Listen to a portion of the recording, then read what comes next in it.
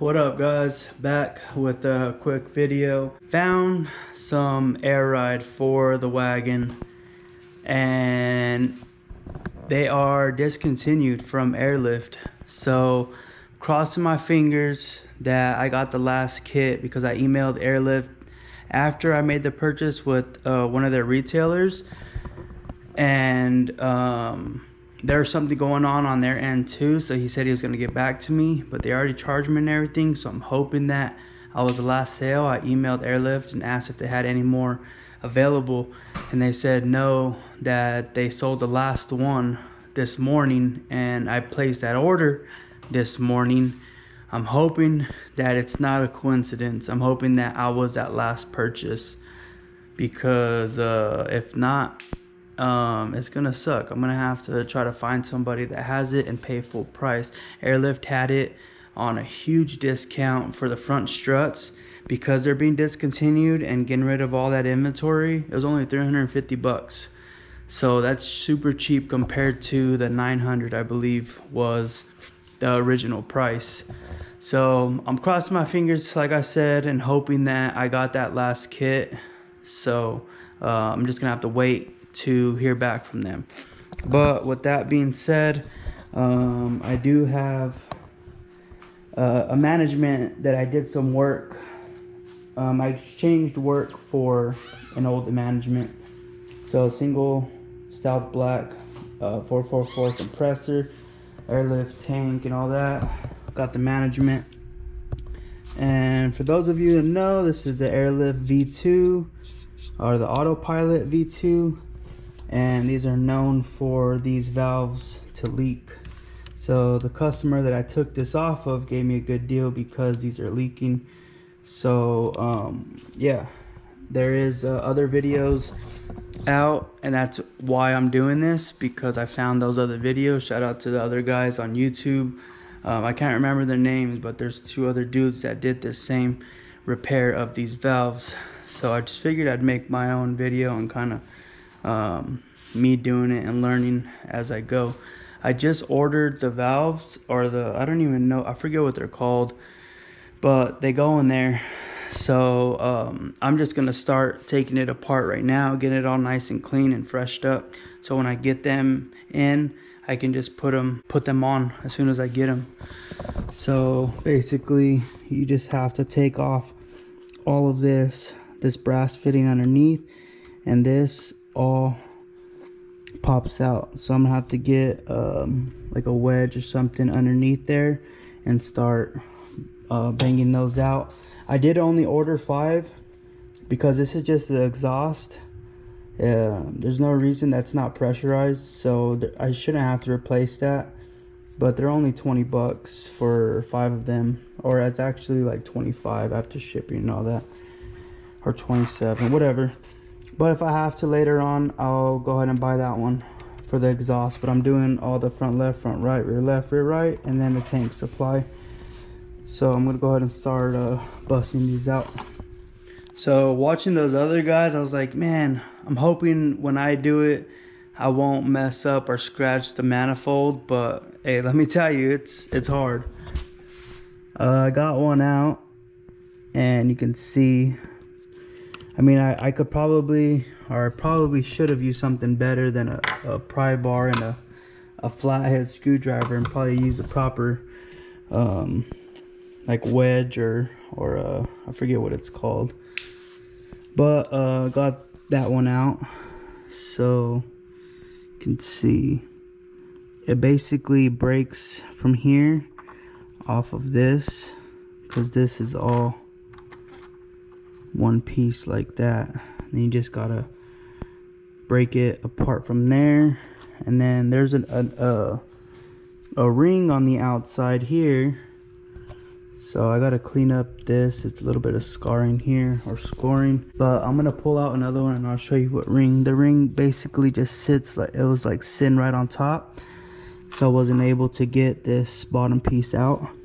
But once I got that little ring out, then it came out no problem. So for the third one, I actually took all the internals apart prior to taking it out. So just like that, and then this is a quick release. This is what bites onto the air hose when you push it in. Then you push this down and pull the air hose out to release it. So now that's all open. I started to kind of pry up on it like that, and then enough to actually, it was this one, like this. Pry up on it enough to get the screwdriver in there, and then give it a few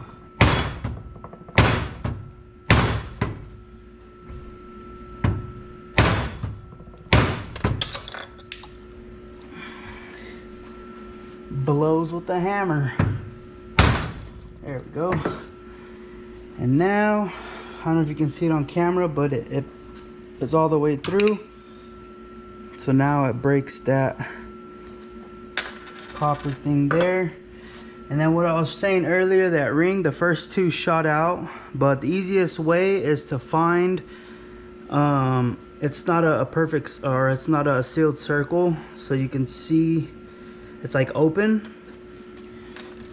So if you look around on here, you can find that opening. You just gotta kind of be careful to try not to damage the walls of these ports, because if they're scratched, then you're not gonna get a good seal. But that one was a little bit harder to come out, but got it out. And then the last piece, I just used this little spike hook, and then this is like some ABS plastic or something, and this hook digs into that plastic like that, and then you can just pull it right out like so. So just want to get my finger in here and feel. Yeah, that one feels good as well. Least amount of damage here and here. A little bit of scratching, but not as bad as the first two. The first two, I was just kind of going to town on them and jacked up the manifold a little bit.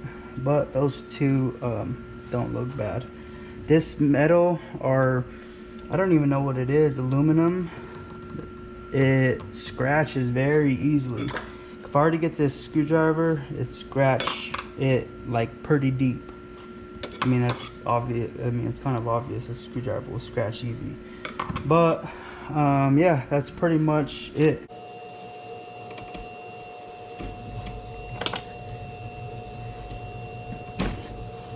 So this is what goes inside of the airline to create a seal.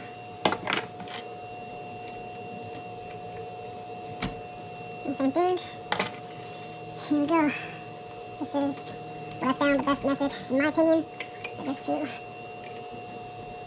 get it up. Yeah, so you don't need to come up as much.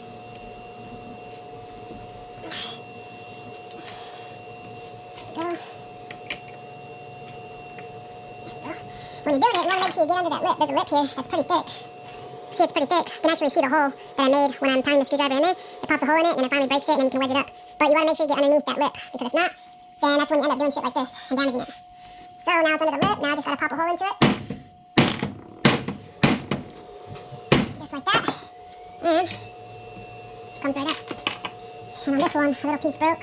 Just want to make sure, try not to get any of these pieces inside of here, because then any of these little metal pieces that get inside there will clog it up and cause things to stick, and you'll end up having air leaks. The valves aren't going to be opening and closing properly, things like that. Hello? I'm doing good, how are you? Yeah, so far so good.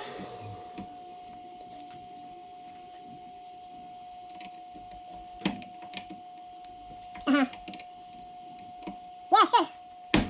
Oh, gotcha. Okay. Yeah, if you can give me a few minutes. Okay. Yeah, that'll work. Okay, sounds good. No problem. All right, bye. There we go. Got that out. So that was the car dealership. I just got a new car. Well, a new used car. And they needed a picture of the emissions label. So, easy peasy. This one, I did a little bit of damage to it, but not as bad. And then, just get a microfiber, get that all cleaned off in there, make sure nothing is in there.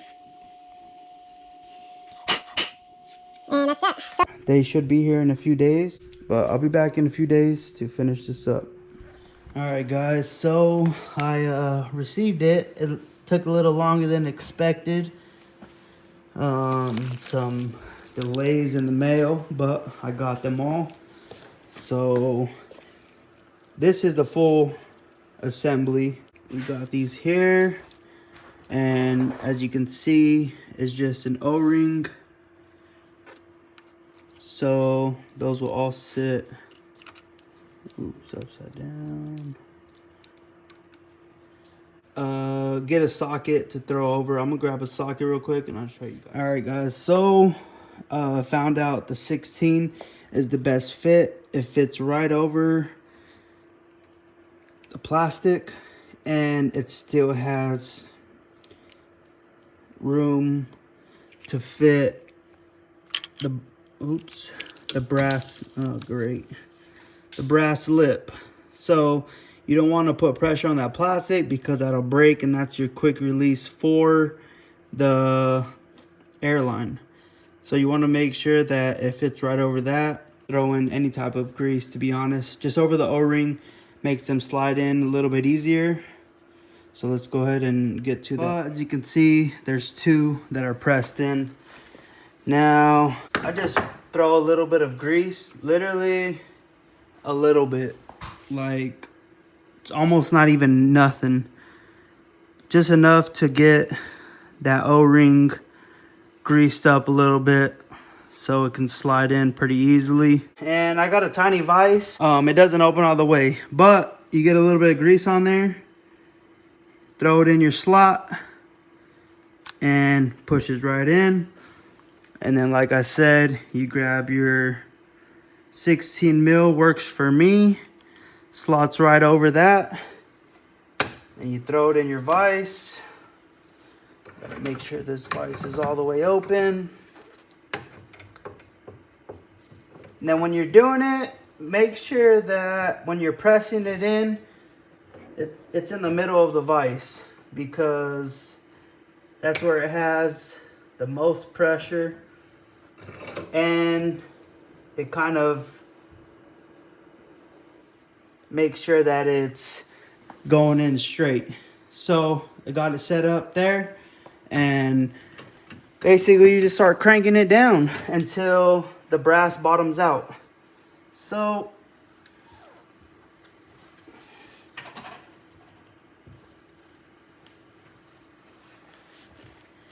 you can feel it bottoming out. And once it bottoms out,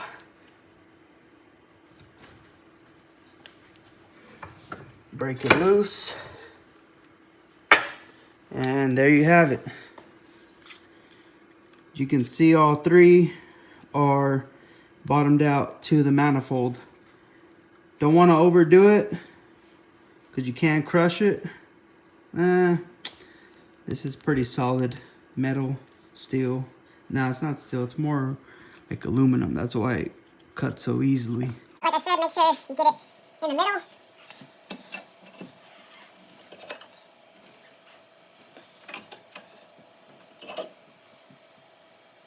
And it'll seat all the way in. Pretty simple, to be honest. The hardest part was taking them out. You can see all new inline. Basically it. So good to go. Hope you guys enjoy the video. Peace out.